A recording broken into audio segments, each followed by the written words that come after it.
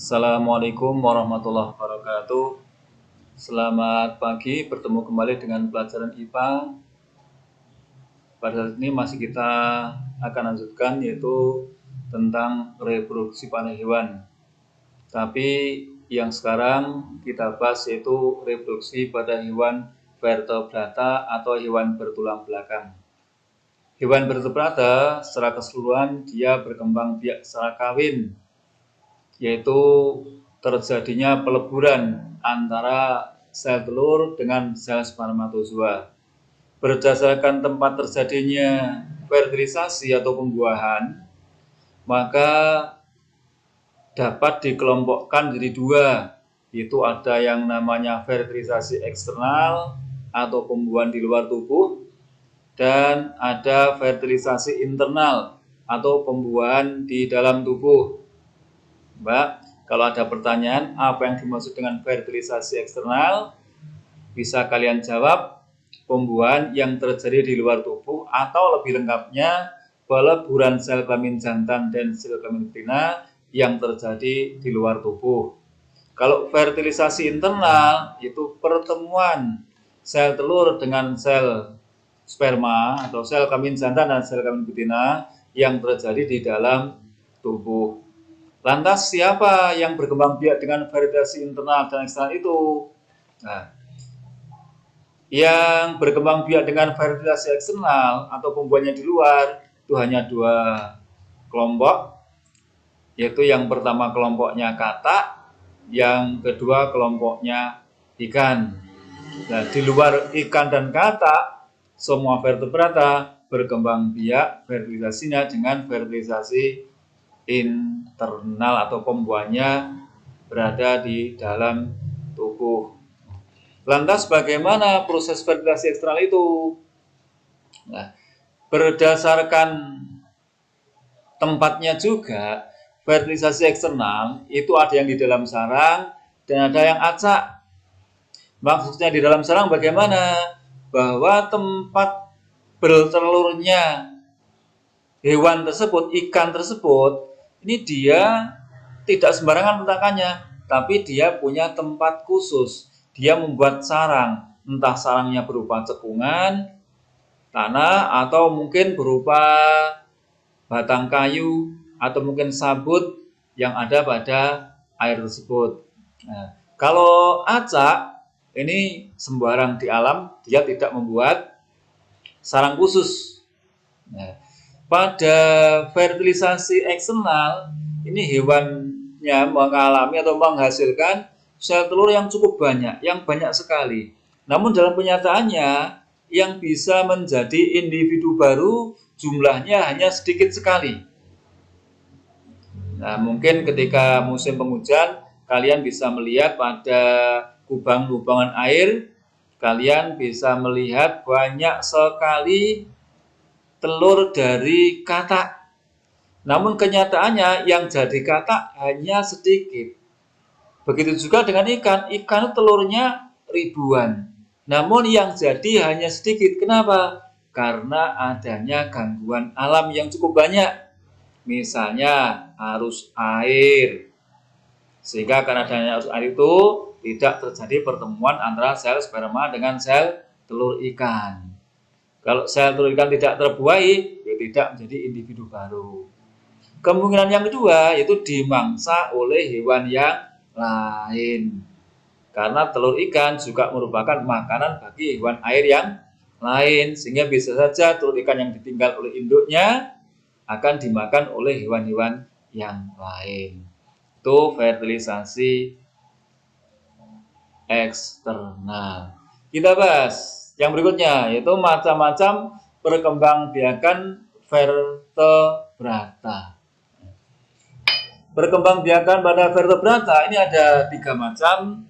Saya yakin di SD kalian sudah paham, yaitu ada yang namanya ovipar, ada vivipar, dan ada ovovivipar. Saya yakin pula kalau kalian ditanya apa itu ovipar, kalian pasti akan menjawab bertelur.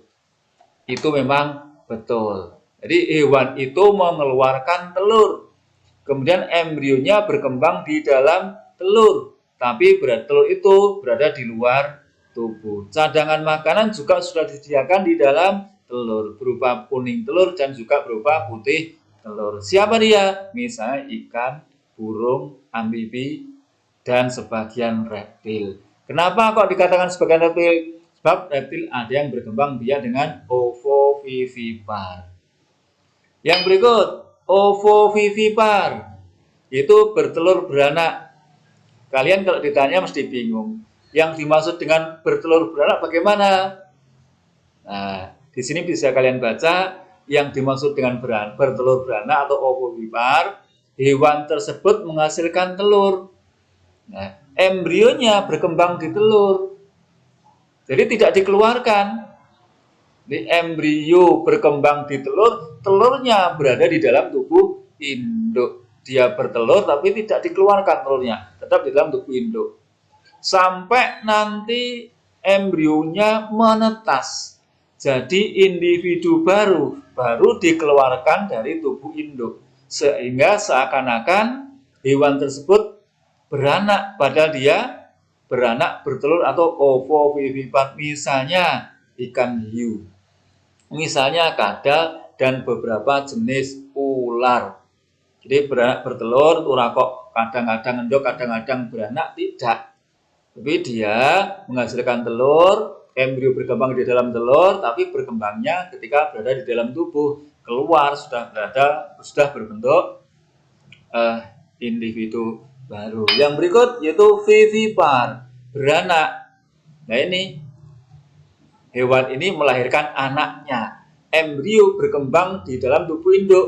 Makanan diambil dari tubuh induk melalui apa? Plasenta atau ari-ari. Nah, pada reproduksi manusia yang lalu sudah kita bahas fungsi plasenta.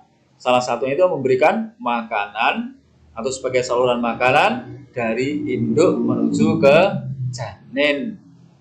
Nah, ini vivipar. Nah, kita bahas yang pertama, itu ikan.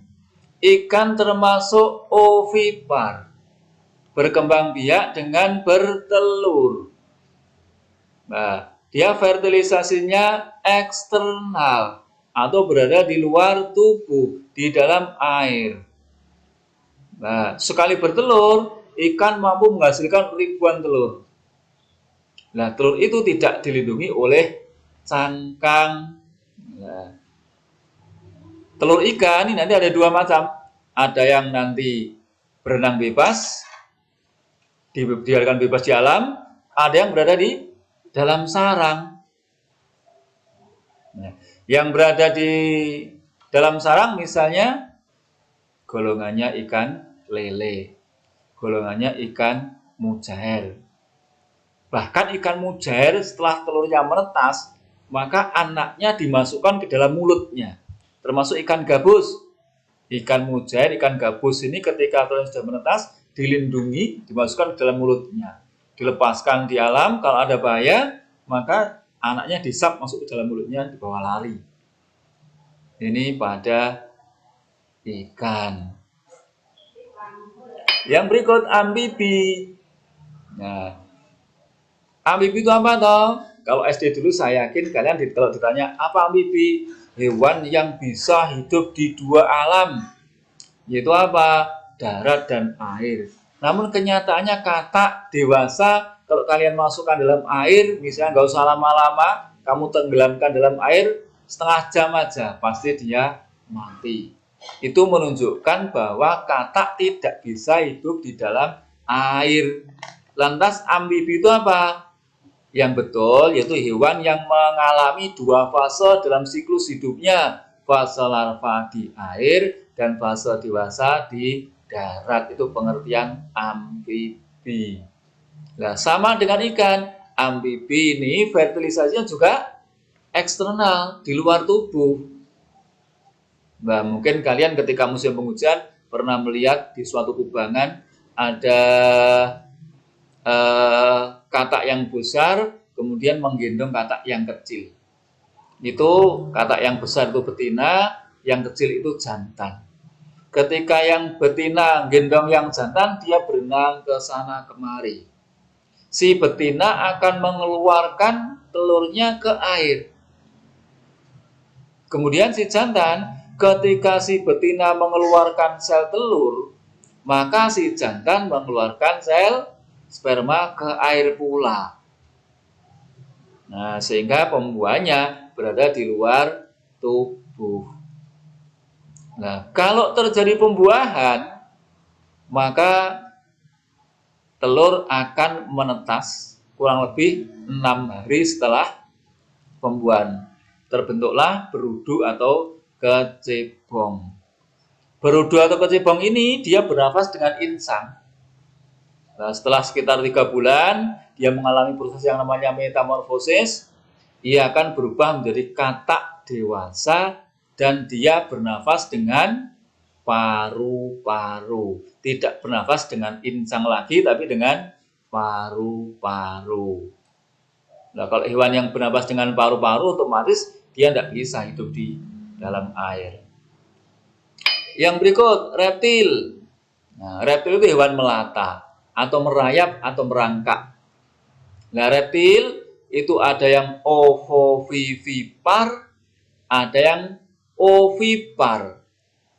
Nah, contoh misalnya yang ovipar, penyu atau kura-kura, ketika dia bertelur, dia akan mencari pantai atau tepian untuk meletakkan telurnya, kemudian ditimbun, ditinggal pergi.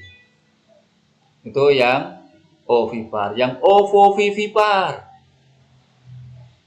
ini tadi di awal saya sampaikan bahwa dia menghasilkan telur, tapi telurnya tetap berada di dalam tubuh. Embrio berkembang di dalam telur, tapi bukan di luar tubuh, tetap di dalam tubuh.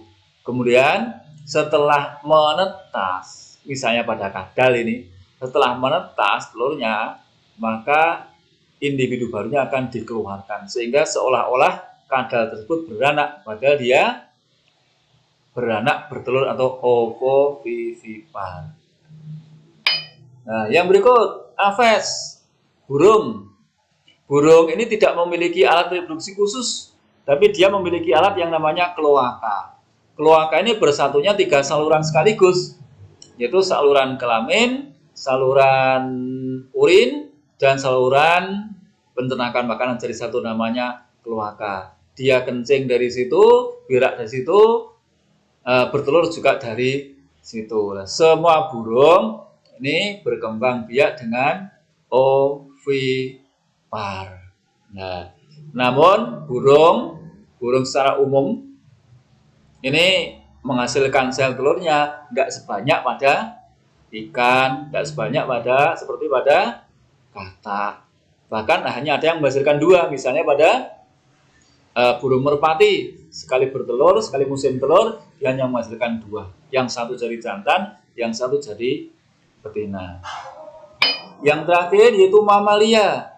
Mamalia itu fertilisasinya internal. Mamalia sudah punya organ reproduksi yang sempurna, kecuali platypus atau hewan berparuh bebek. Hewan berparuh bebek ini bertelur, dia hidup di daratan Australia sana. Nah, pada mamalia karena fertilisasinya internal, kemudian anak berkembang di dalam tubuh induk betinanya, maka makanannya diambil dari tubuh induk betina. Ini sudah saya sampaikan, yaitu melalui plasenta atau ari-ari. Demikian yang saya sampaikan. Kalau ada salahnya, saya mohon maaf. Assalamualaikum warahmatullahi wabarakatuh.